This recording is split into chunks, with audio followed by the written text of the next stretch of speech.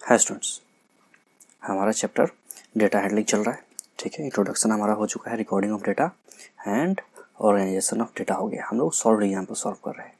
ठीक है, हम लोगों ने देखा कि कैसे टैली का इस्तेमाल करके हम लोग पता कर सकते हैं कि जो हमारा डेटा है वो किस तरीके से अपेयर हो रहा है और उससे जल्दी से जल्दी हम कैसे रीड कर पाए एक बार में।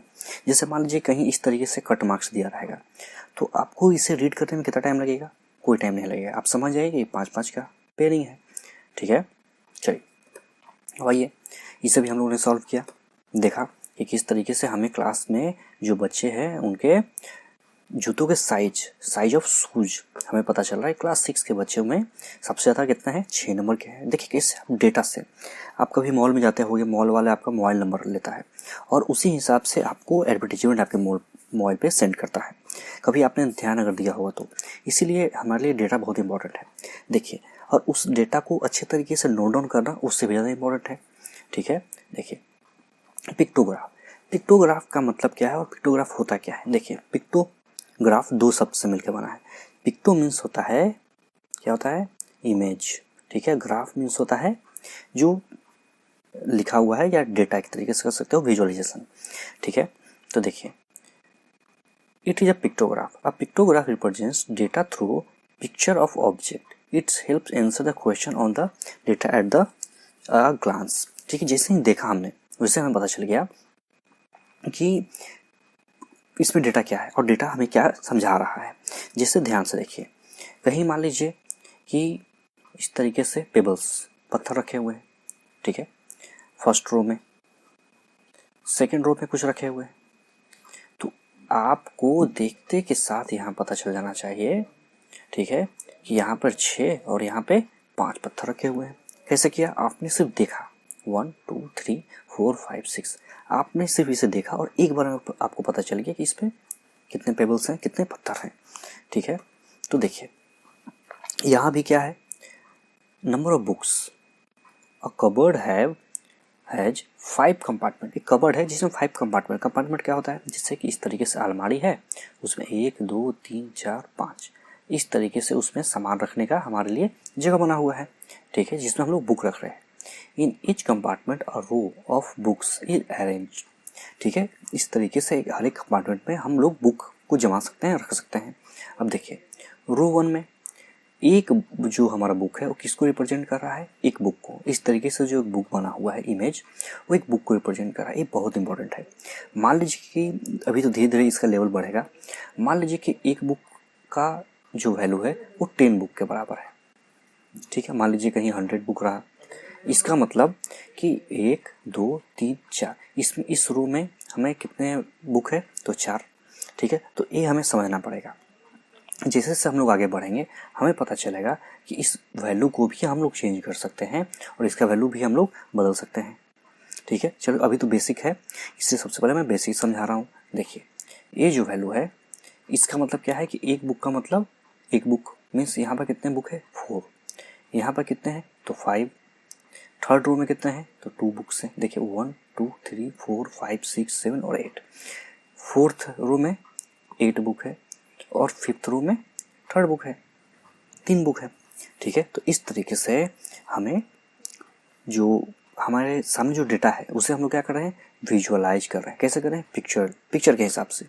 ठीक है, जैसे देखिए the following pictograph shows the number of absentee in a class of 30 students during the previous week. अब देखिए, अब हम लोग इंटरप्रेट कर रहे हैं डेटा को। सबसे पहले हम लोगों ने तो यहाँ पे इमेज के रूप में उसे रिप्रेजेंट करने के लिए सीख लिया। अभी तक हम लोगों ने पत्थर, फूल और किस तरीके से डेटा को लिख के समझा था। अब हम लोग इमेज के फॉर्मेट में समझ रहे हैं जिससे हमें समझने में आसान होगा। जैसे देखिए मंडे को, देखिए एक बच्चे का मतलब है कि 1 स्टूडेंट इज एब्सेंट। तो मंडे को कितने बच्चे एब्सेंट है? तो आप देखते ही सब बता दोगे कि 5 बच्चे एब्सेंट है। ट्यूसडे को 4 बच्चे एब्सेंट है।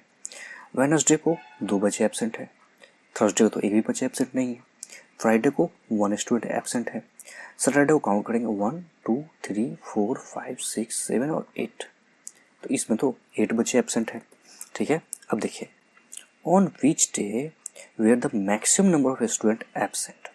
देखिए क्वेश्चन हमारा ना, अभी तक हम लोग सिर्फ डेटा को रिप्रेजेंट करने के लिए सीख रहे थे। अब उस डेटा से उसका मतलब निकाल रहे हैं, उससे हम वैल्यूज निकाल रहे हैं। इसे ही कहते हैं इंटरप्रिटेट करना, वैल्यूज को इंटरप्रिटेट करना, ठीक है। उससे हम लोग डिराइव कर रहे हैं, वैल्यूज को निकाल रहे हैं। तो ऑन विच डे, बताइए कौन से दिन सबसे ज़्यादा बच्चे एब्सेंट रहे? तो हमने देखा कि सैटरडे। सैटरडे ऐसा है जिसमें बहुत सारे बच्चे एब्सेंट थे। देखिए, maximum absentee were on Saturday.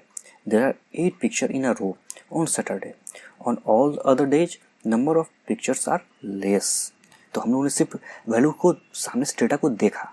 देखिए, नंबर ऑफ एब्सेंटी लिखा हुआ है, सिर्फ वैल्यू को देखा, डेटा को देखा और हमें आंसर मिल गया।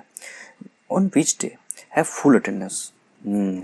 जरा ध्यान से देखिए, कोई ऐसा क्या दिन है जिस दिन एक भी बच्चे एब्सेंट नहीं? हाँ, हमारा थर्सडे। देखिए, against Thursday there is no picture, that is no one is absent, thus on that day the class has full attendance. ठीक है, डन। तो होप कि यहाँ तक आपकी बातें समझ में आ रही होंगी, कुछ अलग नहीं है, कुछ नया नहीं है। जो अभी तक हम लोगों ने सीखा है उसी को हम लोग नए रूप में लिखने के लिए समझ रहे हैं। ठीक है, what was the total number of absentee in that week. इसमें थोड़ा सा आपको ऐड करना पड़ सकता है, आपको थोड़ा दिक्कत हो सकता है, आप इसमें ध्यान से रखेंगे। देखिए, हमें नंबर ऑफ एब्सेंटी पूछा है, मीन्स जो बच्चा एब्सेंट है। तो देखिए, इसमें क्या था, बगल में लिख लेंगे 5, यहाँ 4, यहाँ 2, यहाँ 1 और यहाँ हमारा 8। ठीक है, तो अब इसे काउंट करेंगे। देखिए, टोटल कितने बच्चे एब्सेंट हो गए पूरे वीक में? तो 10 और 10, 20। देखिए, there are 20 pictures in all, so the total number of absentee in that week was 20।